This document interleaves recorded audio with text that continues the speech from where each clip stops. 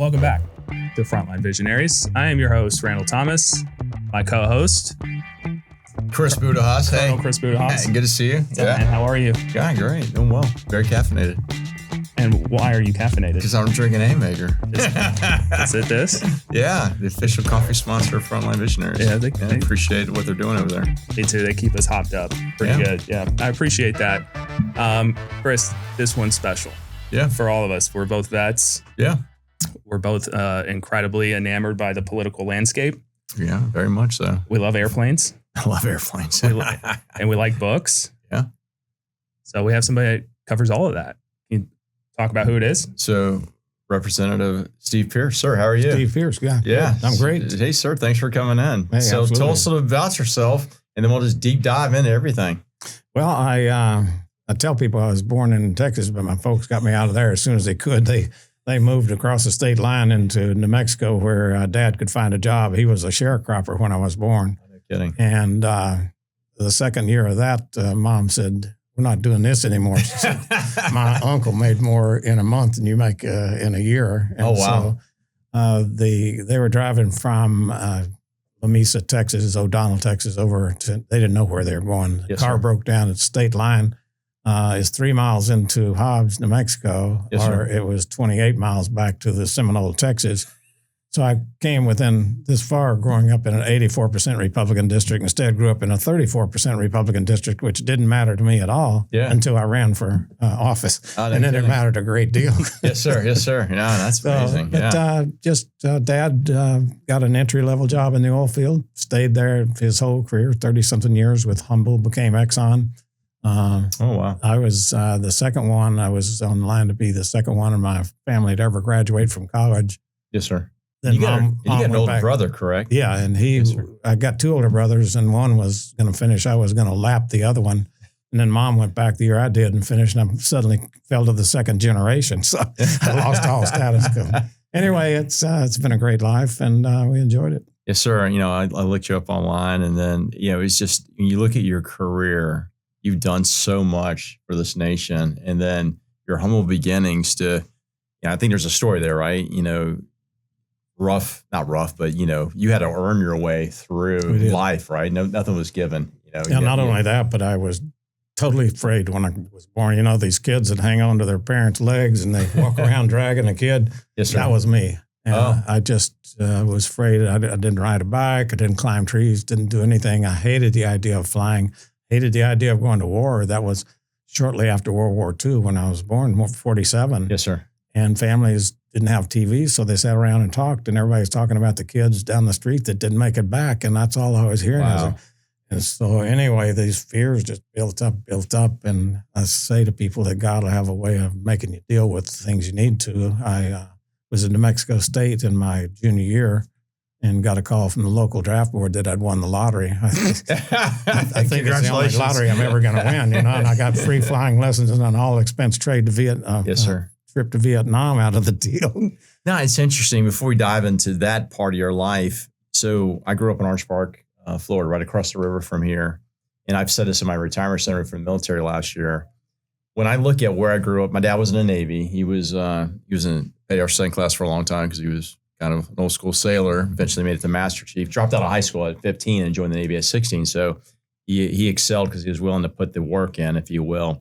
But when I looked at my dad and all my neighbors, like down the street and across the street, they were all veterans. Between World War II, we had a gentleman 2 doors down. Mr. Smith was in the Battle of Bulge. Mr. Gordy, the guy next door, was in the Army Air Corps. Actually became the new Air Force in the 50s. He was actually bayoneted by a North Korean soldier in Korea. Decided that was not a skill set he wanted to do. Joined the Navy for some reason, and then, which was great, I'm sure. But thought it was more safe and went to Vietnam with them. So he was a 2-war veteran. And then all the other gentlemen, and I was just like surrounded by heroes, if you will. These people that lived in these different eras of, you know, really the 3 wars, World War II, you know, Korea and Vietnam. And the fact you grew up in the post-World War II era, no doubt had an influence on you and on how you kind of saw the world at that time. Yeah. So you chose after college to go into the Air Force. Well, Well, actually, I didn't choose. You didn't choose. Well, the draft board chose. Yeah. But New Mexico State at that point, where I was going to college, was the last university in the nation that required ROTC. Even really? Texas A&M had stopped. And so when you get there, they just sheep on one side, the goats on the other. So they just, by chance, put me over in the Air Force ROTC. It didn't matter. I wasn't going to stay. Yes, sir. So at the end of 2 years, the only thing I've been very good at life and is discipline. And yes, sir. that showed through. And so they tried to get me to go advance. And I said, no, I'm not going to go to war. I don't want to fly. No. Then when I drew that low draft number, they called and said, well, you go to El Paso this morning and take your physical. I said, you don't understand, man. I'm going places. I'm going to be the second in my family. She said, you're going places, son. You're going to Vietnam. Get out there. How do they choose when you get drafted? It was a birthday. At that point, and they did it nationally a couple of years later, but at that point, it was still counties who were doing it. And just by chance, I drew a low draft number from the county lottery. But then when they started the national lottery a couple of years later, my birthday was the same number, 23. And so she said, we got to your number really quick. So going to El Paso, I said, what if I get married? I didn't even have a girlfriend. I didn't know what I was talking about. She said, those deferments ended. So get down there. I said, ROTC. What keeps the direction? So you flew. I flew. Instead of being on the ground. So whenever you get drafted, where does the conversation start and end with, we've drafted you, you're going, but this is the path? Well, there were deferments, but people kept kind of cheating and getting into the deferments. So they started closing those deferments the deeper we got into the Vietnam War. And so when it came along to me, graduate school, that had closed. I wasn't even sure I was going to get a bachelor's degree. And I was thrown out. I was just trying to find something to stick on the wall. But when I said ROTC, and she said, that'll work, son. I'll give you 24 hours. If you don't do it, I'll get the campus police to pick you up, and I'll come over there and drive you personally to El Paso. It was 40 miles to El Paso. Anyway, I went down there, and sure enough, the only slots they had left open were pilot slots. I said to the major, why do you need so many pilots? I was going to do something else. He said, we need so many pilots because we're killing so many. Wow. And I walked away and didn't sign up. But when she called back and said, that's okay, son, they're killing them on the ground too. And I said, you give me 15 more minutes. I want to fly worse than anything else in the world. I still fly myself today. But, life just takes you different ways, and you got to be able to respond to it when it hits. And you get these, I call them the no-notice exams in life. You get 15 or 20 seconds. Yes, seconds. Sir. Yeah. You went from being scared as hell. Yes. Of war, of death, and of flying. Yes. And then in a matter of half a decade, you had to check all three of those off very quickly. When you came on the other side of the war, whenever you got out of the service, how did your perspective change on those three particular items? Yeah, I didn't realize it at the time, but it was the most valuable thing I did. It made me start facing my fears. I had started facing a lot of the fears earlier on. And again, I tell people, if you want to get anywhere, you're going to have to face fear, number one, and you're going to have to overcome it. But the biggest thing that changed for me, I didn't realize it till I got in Congress, was it gave me a perspective about war and about the military. And so people would come by the office, the lobbyist or whoever coming by the office trying to influence you, saying, your office is completely different. Why is that? And I said, I don't know. And they'd come back and say, it's because y'all are not upset about what's going on in Iraq. That was just starting 2003 when I got there. And if you're involved, you know what the acronyms mean, you know what it means, TDY, whatever. And so it did a lot there.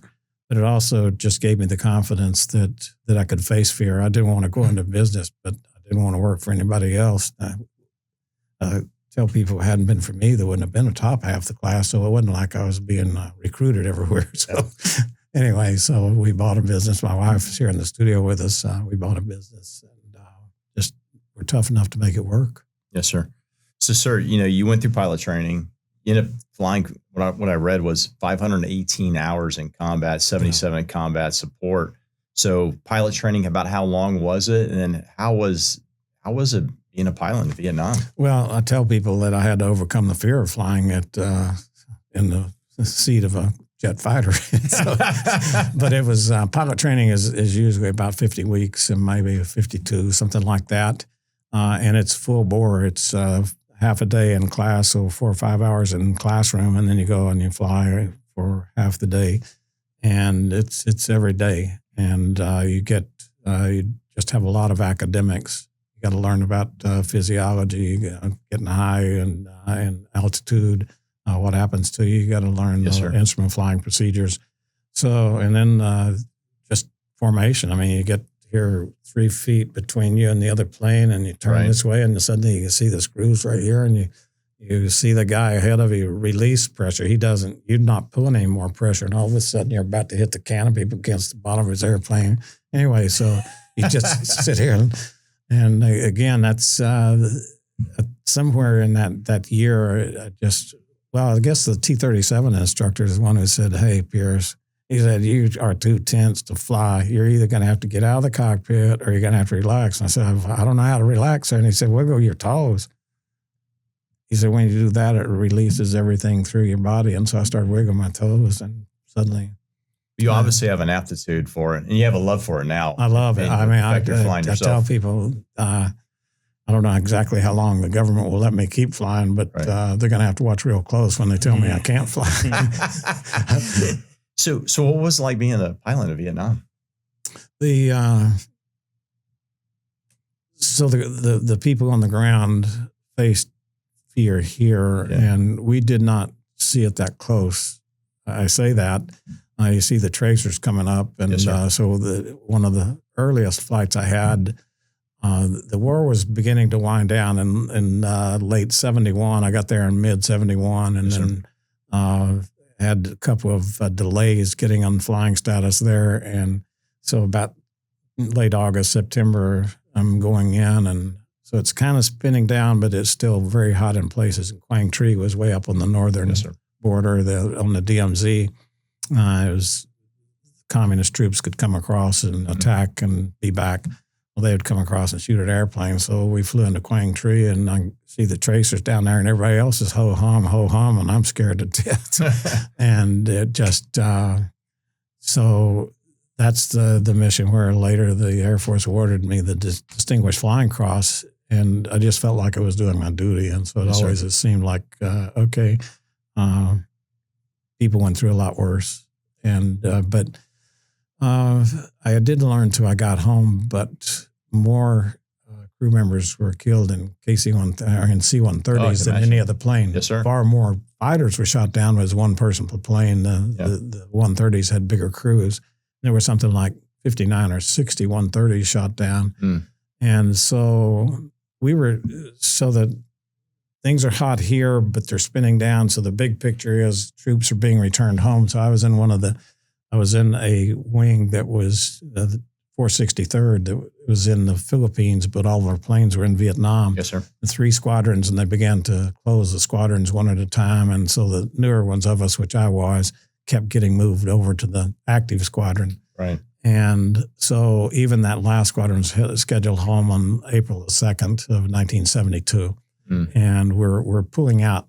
What nobody knew was that that's when GEOP, the General of the North, he started his Eastertide offensive, 150,000 soldiers, armament units, everything moving south. And suddenly it got very hot. So we were scheduled home 2 April, and they called us. It was a Sunday morning. Everybody come in for briefing, and you 16 of us, y'all bring all your flight gear. Okay, so I'm one of the ones. We get there, and they say, we don't know what's going on, but all orders have been canceled. I mean, we were leaving the next day. All orders are canceled, and people screaming, I just sent my wife home yesterday. What are we going to do? This chaos broke loose. Anyway, he said, I don't know what's going on. He said, all I know is your orders are canceled, and you, 16, you're going to fly into Vietnam this afternoon, and your mission's going to be a couple of little places called An Khantum. Okay. So we get in. I mean, one place is the same as another when you get in your missions. And so we get into Vietnam, and we land there in Cam Bay, where we stage out of our unit staged there, another one staged somewhere else. But they said, oh, by the way, your orders have changed. You're going to go over to Thailand and fly the Klong mission, resupplying all of Vietnam. You're not going to fly An Khantum. I mean, we just shrugged it off. The next 30 days, they shot down 5 C-130s going into An Khantum. And so I tell people that Providence stepped in and just kept me from going, because being one of the first 4 crews, you just know that you wouldn't have made it. And so you'd think, okay, so that basically was it. The war was spinning down, and then the war flew back in. Then when I came home, I got assigned to KC-135s at Blytheville, Arkansas. Mm-hmm. Yes, and that was one of the units that was still totally active. All the planes are still in Vietnam. And so I come out about September of 72 and go straight into training.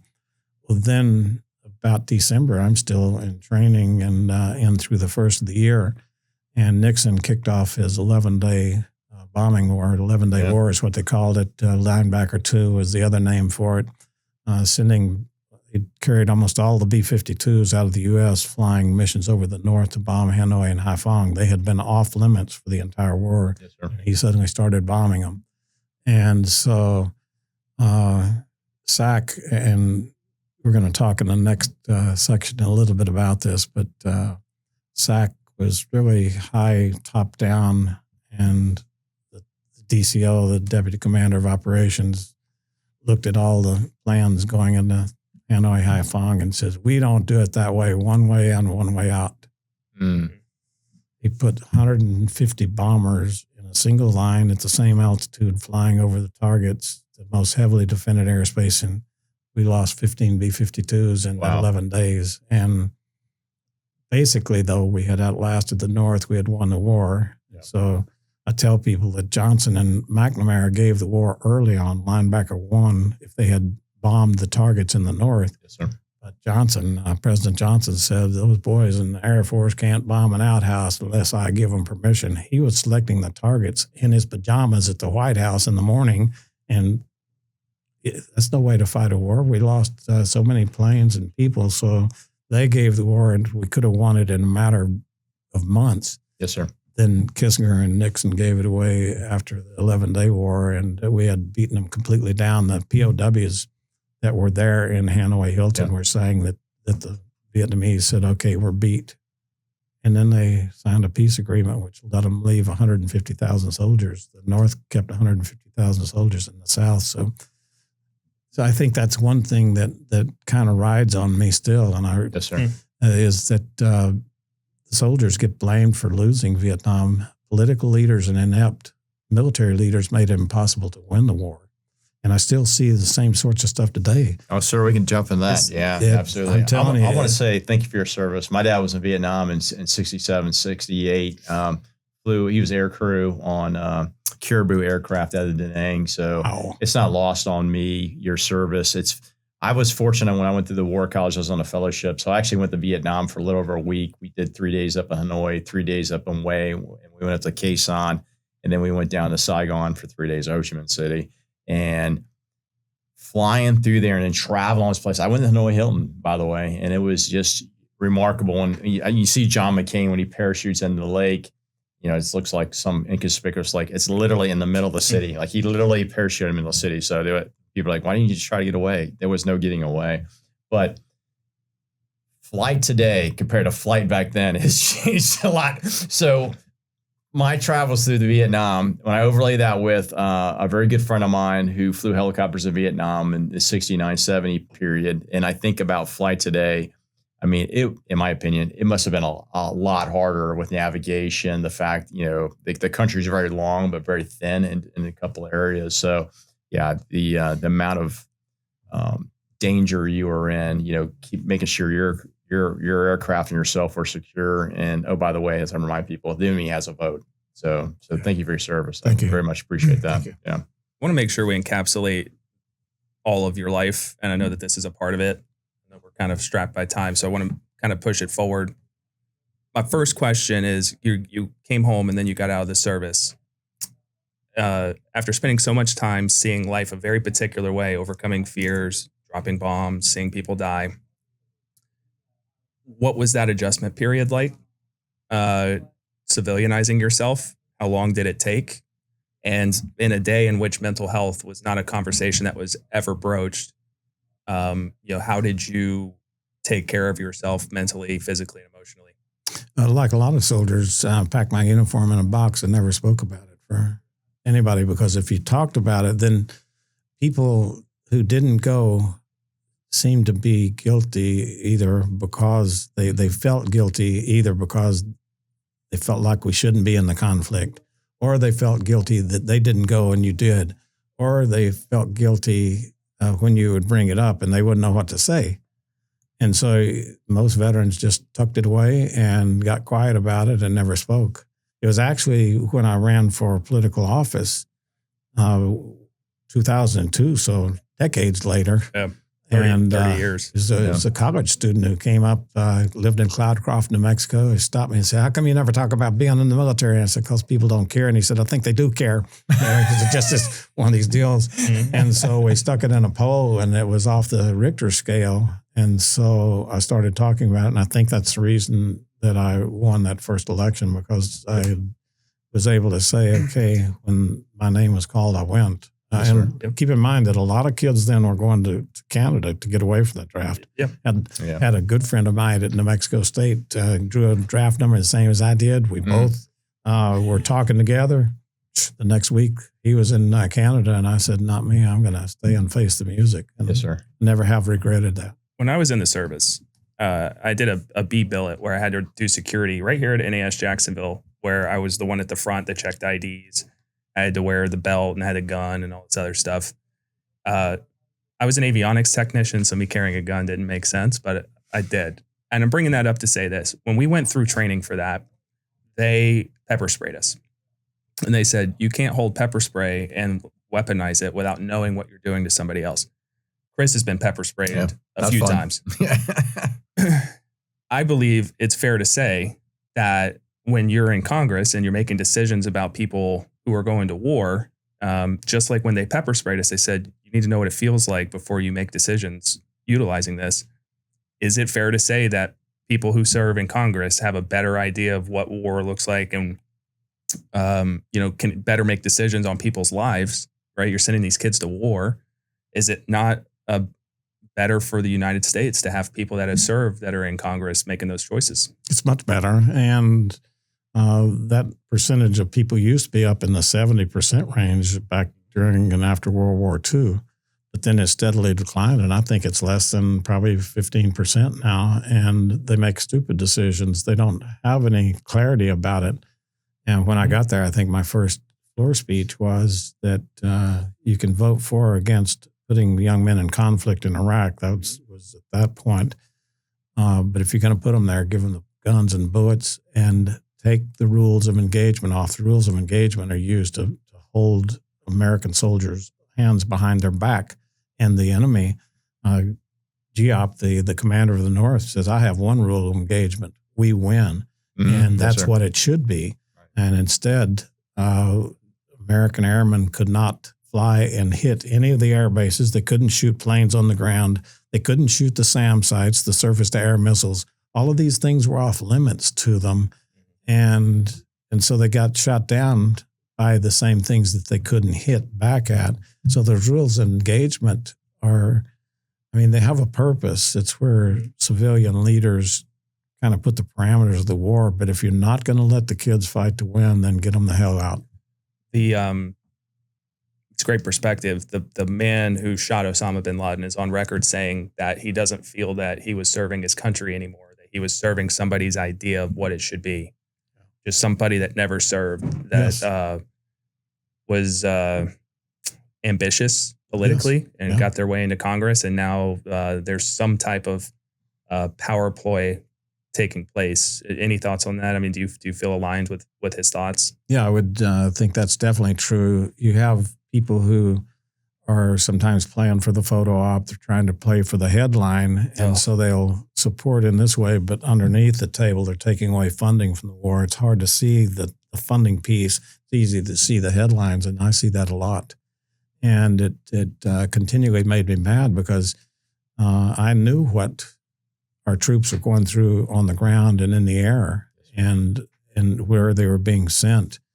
And then you have people who are very casual about the service and very casual about the losses. And at one point, one of the presidential contenders, I don't try to get too political. I was in politics, but represented an area that was 34% Republican, so I very rarely said the word Republican and Democrat. Yes, I just steer the thing away to the Dallas Cowboys or something. Anyway, but I just would see people that the one candidate said, well, veterans knew what they're getting into. They ought to have to pay their own health care. Well, I'm sorry. It's mind-boggling. Yeah. And it's scary. It's scary. They're so uninformed, sir. And I don't want to get too political, but we can because this is Frontline Visionaries. But when I was an aide to 2 different 3-stars in my career, I'm a school trained strategist, been to a couple different courses. I'm pretty blessed. The military sent me off to get a couple of master's degrees. But I'm not trying to indict our politicians per se, but some of the lack of understanding of strategy, some of the lack of understanding of national security and the apparatus itself, and their lack of understanding of the world as it exists, not how they want it to be, is dangerous. It's dangerous. And dangerous. I mean, when I looked at your years you served in Congress, I was like, man, the backdrop of my life, multiple tour, almost 4.5 years in the Middle East, in Iraq and Afghanistan. Matter of fact, one of my thesis that I wrote for one of my master's degrees was on Pakistan's existential interest in Afghanistan. And then I did all this literature review. And I knew when I went to Afghanistan later, and one of my soldiers said, "Sir, why are we here? How does this end?" We're here to, this is in our national interest as a nation, though I was kind of questioning that myself. And then I looked at it, the history said it was not going to end the way we want it to be because of, one, the human dynamics and the geographical dynamics of Afghanistan, but also its neighbors, and then the political backdrop of the U.S. on top of that. When you start to overlay all these levels of complexity, and it's concerning to me, and I've been very concerned now that I'm retired. I can be a little more vocal of our general officers being truly forthright and truthful in their assessments. I mean, it was always we're right around the corner, we're right around the corner, right around the corner, and you're right I had to teach my soldiers rules of engagement. You got to understand them so well that you know when you can shoot or not shoot. But I had soldiers initially that were injured and injured as a result of questioning the rules of engagement. Can I shoot? Absolutely, you can. It goes to the training that you need to know what you can do. But the fact that you get handcuffed politically at that level has repercussions from D.C. to the front line, which is Yeah, you read the book, The Lone Survivor, and oh, yes, sir. And they landed there on that mountain in Afghanistan, and when the sheep herders discovered them, all rules of war said you better kill them or imprison them or something. Yes, sir. But their question was, we'll be charged when we get back home. That's not the right question to ask. And sure enough, 3 of the men paid with their life, and then one made it out, but only by the grace of an Afghanistani who protected him. Right. And so you just think, okay, the rules of engagement are necessary, but they also have to be looked at. And you're talking about targeting and things. There are stories about President Johnson he would declare which missiles to shoot, and he evidently liked the term the bullpup, and so he would send these fighters out armed with bullpup missiles to shoot this Tanawal Bridge. It took 7 years to knock the bridge down. They were hitting it a lot of times with these things, and the one guy says like shooting BBs at a Sherman tank, and so that's what you have when you get too much political oversight and too much political push into the targeting, into the operation of the war. But then you also hit a very valid point, and that's many of the general officers only get up to the top because they live politically correctly, and they can't suddenly start giving orders that are going to save lives when they're thinking politically. Well, if I do that, it's going to close this gap over here. I just think that's our military suffers with that, and it's something that needs to be discussed more openly. I agree. And I think we're having that discussion right now in the D.C. area, which I endorse. I think there's got to be a conversation. The process needs to be looked on how we select general officers and why. Yes. I think we pick some very good ones for all the right reasons. And then there's some question marks. You start to wonder, how does some of these folks survive a far left and a far right regime, and how are you playing the center or not? There was this idea, and a number of authors have written, the military is supposed to be non-political, And if there's something in order that is not necessarily legal or ethical, that you will obviously push back against that. And then you be to the point you're willing to resign your commission. I mean, when's the last time we've seen a senior officer resign their commission out of protest? Hasn't happened in a long time. And no, it's 100% correct. You were talking about going into Afghanistan and Iraq. When I got into Congress, I said nobody ever even spoke to me from a political perspective when I was in the military. They didn't come to the Vietnam. They didn't go to Thailand, where we're based out of, nothing.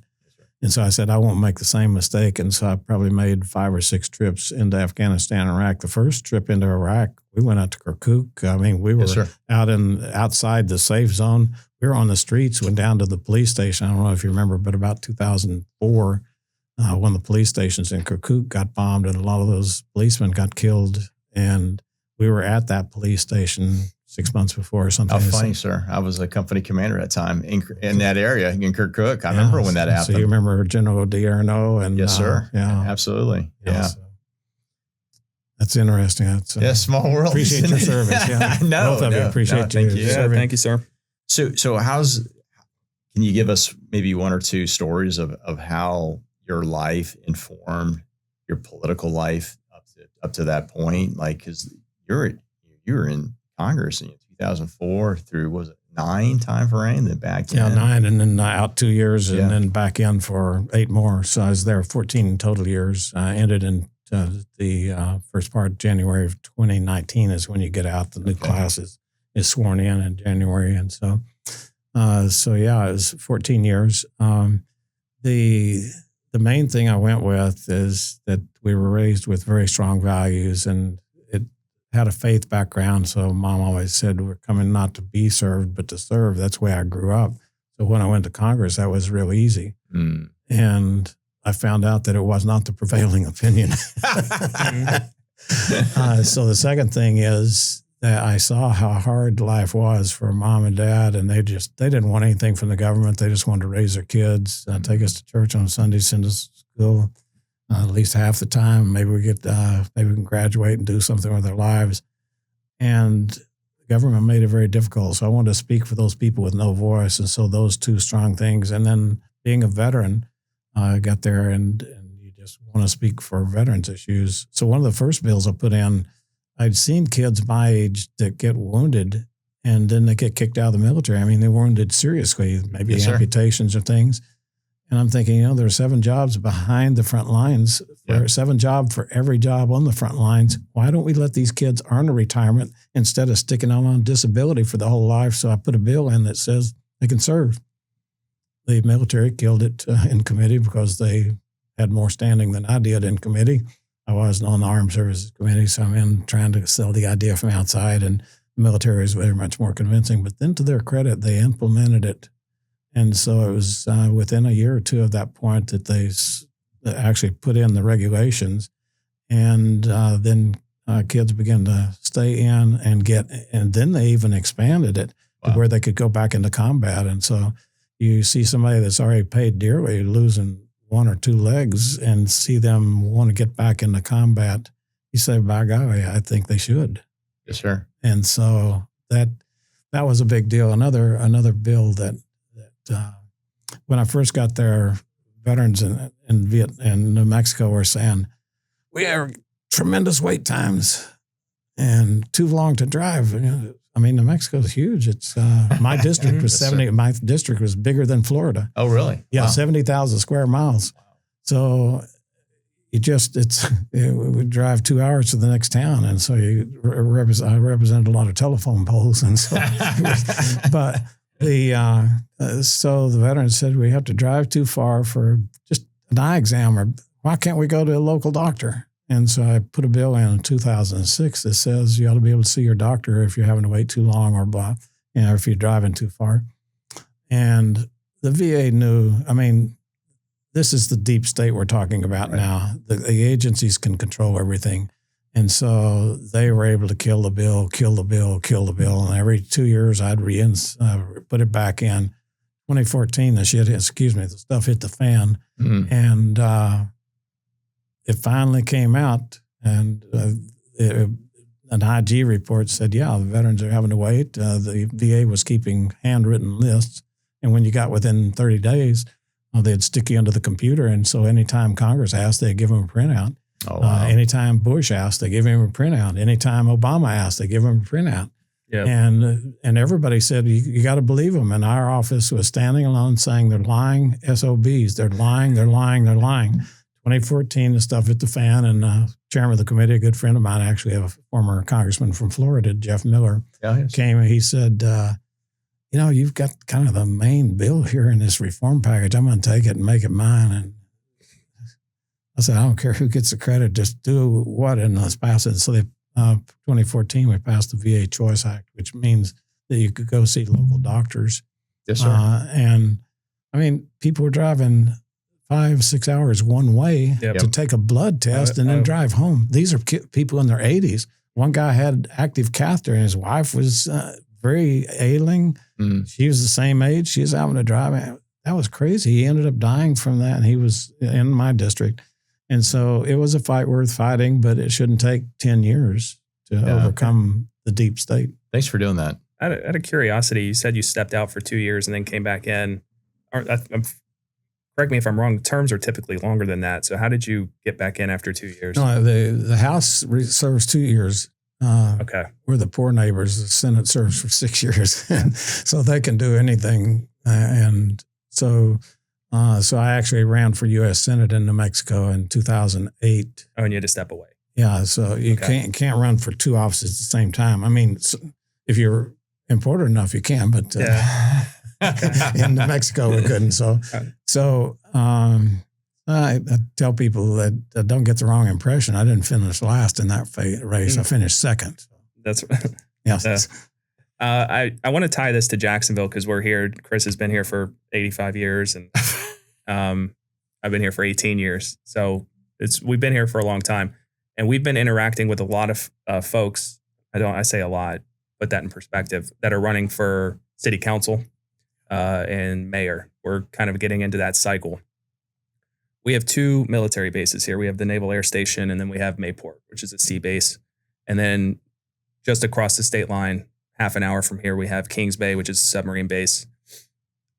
If you were them, and most of them are Republicans, running to unseat Democrats here, what would you tell them, or what kind of advice would you give them as a way to use the military and their support of the military to help them in their political campaign? Number one, know what you're talking about. It's nice if you've served. Like I said, one of the most important things that differentiated me in Congress was that I'd served. And the second thing was that I'd been in business. I knew what it was to pay payroll. Mm-hmm. And so that's the first thing. If you're young enough to serve, then get out and serve because people do pay attention if you're simply talking to them because they get a lot of people talking at them. Yep. And so don't just talk at them. I had a great staffer who never served, but he also lived among the veterans.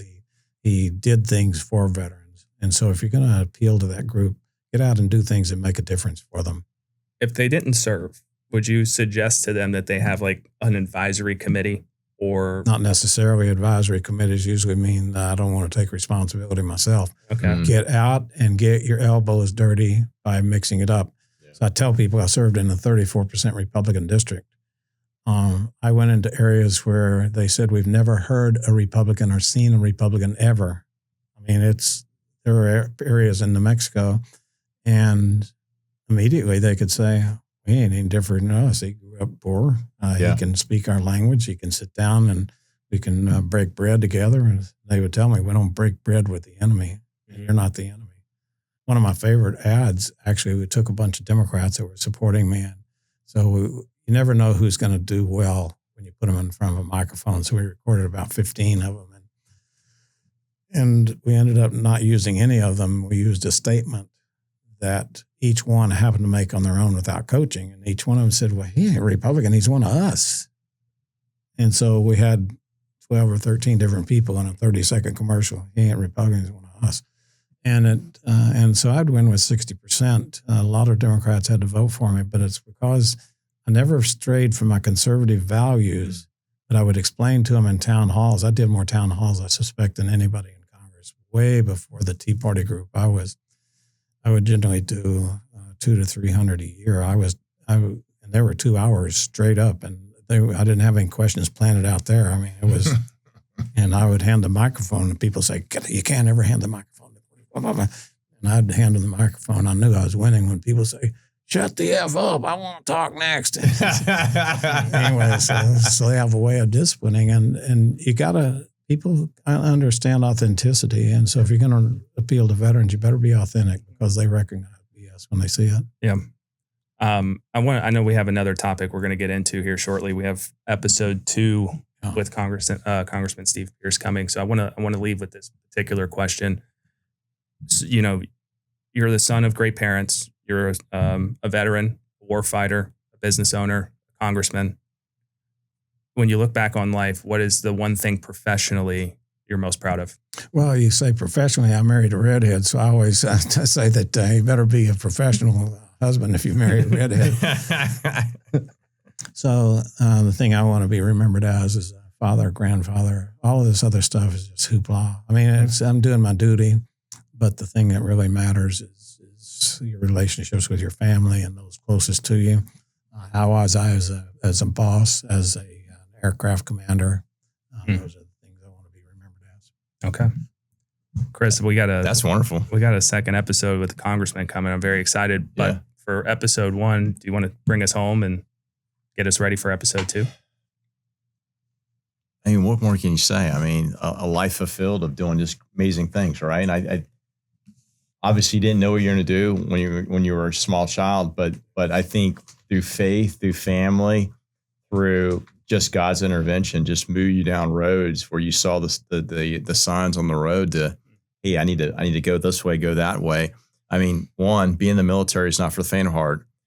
Being in Congress is definitely not for the faint of heart. So it's not like people choose these things. Yep. I think, not to get overly religious, but I think God brings us together for a reason. He puts things in front of us, and sometimes they're not easy, but how do we achieve those things? And then, as we all know from our own lives, you have to be willing to put the calories in. When I listen to Congressman talk, I mean, he has put a lot of calories in, not just for him and his family, but for this nation. And I know personally from my own service, serving others, you become fulfilled. Your cup is overflowing.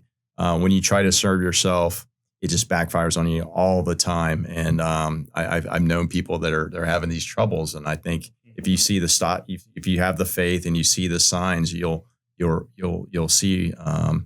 see where you're supposed to be going. And when you fight it, sometimes you'll go off the edge, or you'll just be off azimuth, and eventually you'll get back on azimuth. But I appreciate the Congressman being here. It's inspirational. When I looked at you online, I was like, wow, how do you take all that and pack that into a short amount of time? There's no way. But there's a lot of lessons to be learned. And times you serve, not just in the military, but in Congress, I was just looking at that as a reflection of my life and going, you had a hand in the impacts of specifically my time in the military, but specifically overseas, both in Iraq and Afghanistan. And reading your positions, I appreciate the fact that you had the courage, and I imagine many times, to push against what other people are trying to push as far as policy or as far as laws. And, people, if you don't have a strong, as you mentioned, have the strong ethics and have a servant's mind, will make the wrong decision. They'll go the easier way, what they perceive the easier way, because that's where the group think's going. And it's ironic. I listened to a podcast called Deep State Radio, and now I really think it is a deep state podcast as a result of that. So to hear you talk about that too is not lost on me. Amazing. Yeah, we are the three of us are all faith-based men who just happen to serve our country, and so to set up this conversation today, I want to tell you to your face means the world to me, and I know it means the world to Chris. So thank you so much for being here. Yep. Surrounded by Texans. Yeah, you are. All right.